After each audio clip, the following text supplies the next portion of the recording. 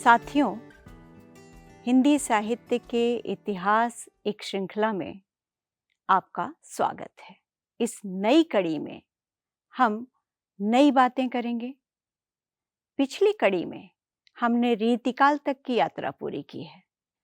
अब हम हिंदी साहित्य के नए युग की ओर प्रस्थान करेंगे। यह युग कई मायनों में आधुनिक युग है, केवल नाम से नहीं बल्कि वास्तव में। यह भाषा और साहित्य की दृष्टि से अपने पहले समय से भिन्न और वैचारिक दृष्टि से वैज्ञानिक तर्क सम्मत था। इस युग में सामंतवाद की जगह मानव मूल्य की स्थापना हुई। ये बहुत बड़ी बात थी। जड़ता की जगह नवीन चेतना ने जन्म लिया। भारत में रेलगाड़ी जैसे परिवहन के विकास ने इसको बहुत गति दी। अंग्रेजी दवाओं, नायलॉन के वस्त्रों, प्रिंटिंग प्रेस और पत्र पत्रिकाओं के विकास से मनुष्य का जीवन अधिक सुविधा संपन्न हो गया। साथ ही इस युग में एक नया वर्ग भी उभर रहा था। सामाजिक और सांस्कृतिक दृष्टि से इस वर्ग की अपनी महत्वाकांक्षाएं थीं। समाज और देश के प्रति गहरी आस्था थी। उसके पास अपने समय और समाज को जानने के अलग ही तर्क थे, अलग विश्वास था। आइए जानें कि इस युग में कौन कौन से पड़ाव हुए हैं और साहित्य में कैसा कैसा बदलाव हुआ। मदवा पीले पागल जो बन बीतयो जात, मदवा पीले पागल जो बन बीतयो जात। बिनु मद जगत सार कछु नाही मान हमारी बात, बिनु मद जगत सार कछु नाही मान हमारी बात। मदवा पीले पागल जो बन बीतयो जात। हिंदी काव्य का रीतिकालीन रूप दरबारों की सीमा से बाहर निकलने के लिए छटपटा रहा था।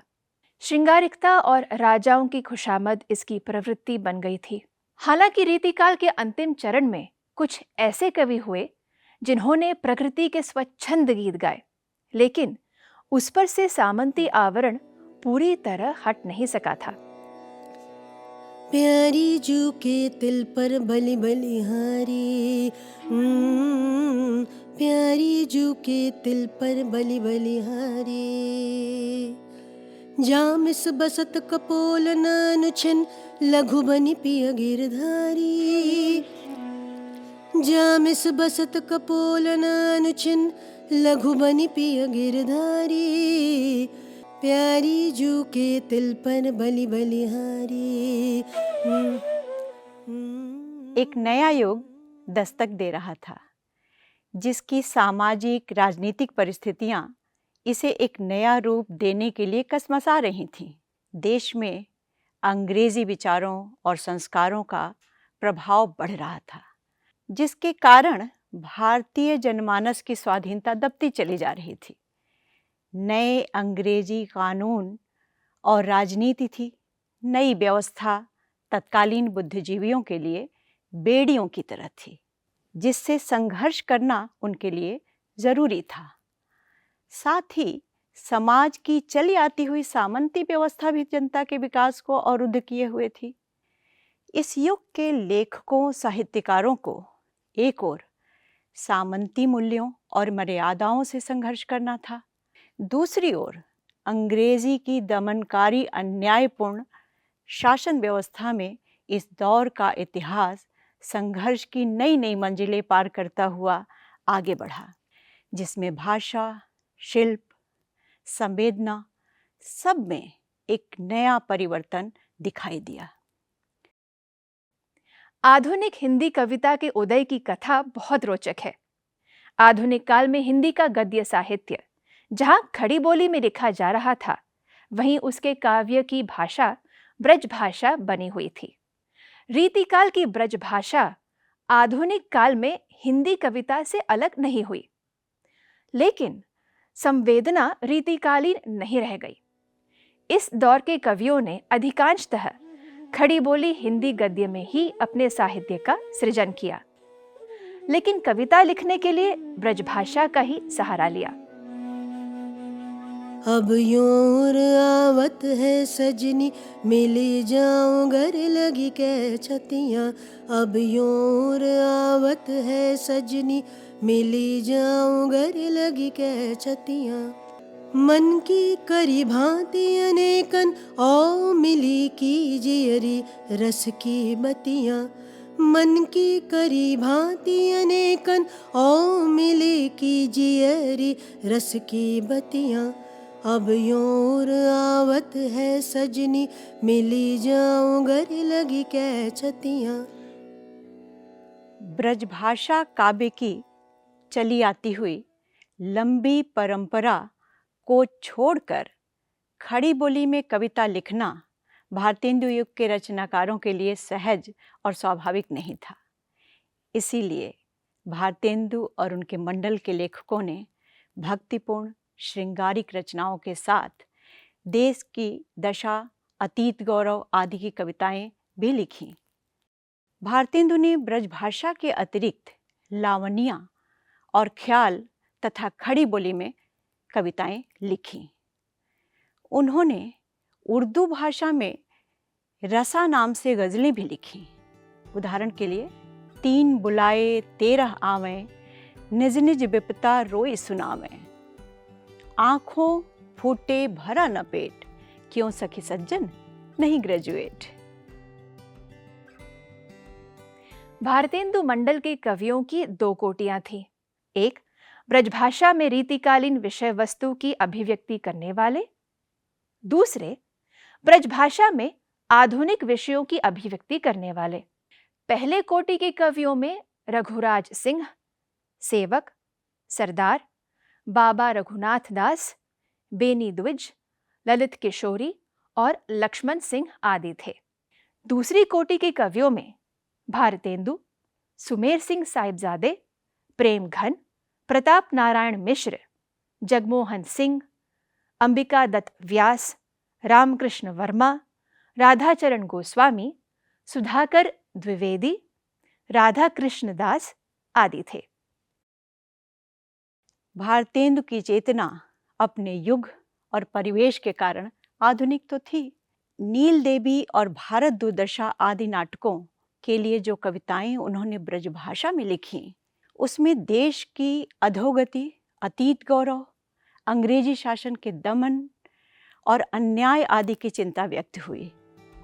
तबहि लखेव जहाँ रहे, एक दिन कंचन बरसत, तहाँ चौथाई जन रुखी, रोटी हो को तरसत। जहाँ कृषि वाणिज्य शिल्प, सेवा सब माही, देखिन को हित कतहुक कहूँ, कई सौ नाही। भारतेंदु के समान ही इनके समकालीन कवियों ने भी ब्रजभाषा को ही अपनाया। प्रताप नारायण मिश्र ने देश प्रेम पर तो कविताएं लिखी ही, दैनिक जीवन की घटनाओं और फैशन आदि पर अनेक कविताएं लिखीं। देश की आर्थिक, सामाजिक और राजनीतिक समस्याओं को उन्होंने कविता में नए बोध के साथ चित्रित किया। कविता की भाषा इनकी भी ब्रज थी, लेकिन अंतर्वस्तु ठेठ आधुनिक थी। भारतेंदु मंडल के बद्री नारायण चौधरी प्रेमघन भी देश की तत्कालीन राजनीतिक, सामाजिक और आर्थिक हलचलों से उद्वेलित थे। अपनी कविता में उन्होंने इसकी मार्मिक अभिव्यक्ति की है। दादा भाई नारोजी के पार्लियामेंट में मेंबर होने और रानी विक्टोरिया की हीरक जुबली के अवसर पर आनंद प्रकट करने के लिए कविताएं लिखीं, तो विलायत में दादा भाई नौरोजी के काले कहे जाने पर बड़ी क्षोभपूर्ण कविता भी लिखी। इन्होंने ग्रामीण जीवन का यथार्थ चित्रण करते हुए जीर्ण जनपद कविता संग्रह लिखा। नए नए पथ चले झगरे नित बाढ़े, नए नए दुख परे सीस भारत पर गाड़े। भारतेंदु मंडल के कवियों में अधिकांश की दृष्टि देश की तत्कालीन दुर्दशा और सामाजिक आर्थिक विषमताओं की ओर गई, लेकिन मंडल के प्रसिद्ध लेखक ठाकुर जगमोहन सिंह की दृष्टि प्रकृति की ओर गई और उन्होंने संस्कृत काव्यों के प्राकृतिक वर्णनों का संस्कार मन में लिए हुए अपने प्रेमचर्या की मधु स्मृति से विंध्य प्रदेश के रमणीय स्थलों का वर्णन किया। इसका प्रभाव आगे के कवियों पर भी पड़ा। पंडित अंबिकादत्त व्यास ने भी कुछ फुटकल कविताएं लिखी जो नवीन विषयों पर भी थीं, लेकिन भाषा ब्रज ही थी। इस युग के अंतिम चरण में गद्य और काव्य के लिए अलग अलग भाषाओं को लेकर प्रश्न उठने लगे थे। भारतेंदु का ध्यान भी इस ओर गया और उन्होंने खड़ी बोली फारसी छंद में लिखने का कुछ प्रयत्न भी किया, लेकिन यह उनकी रुचि के अनुकूल न था। आगे चलकर हिंदी कविता की 3 प्रणालियां लोगों के सामने आईं। पहली सवैया कविता की प्रणाली, और दूसरी उर्दू छंदों की थी, और तीसरी लावनी की थी। इन्हीं में से खड़ी बोली हिंदी काव्यधारा का मार्ग विकसित हुआ। 19वीं सदी के अंतिम दशक में श्रीधर पाठक ने इसी ढंग पर खड़ी बोली में एकांतवासी योगी शीर्षक से कविता लिखी, जिसकी भाषा बोलचाल की सरल हिंदी थी।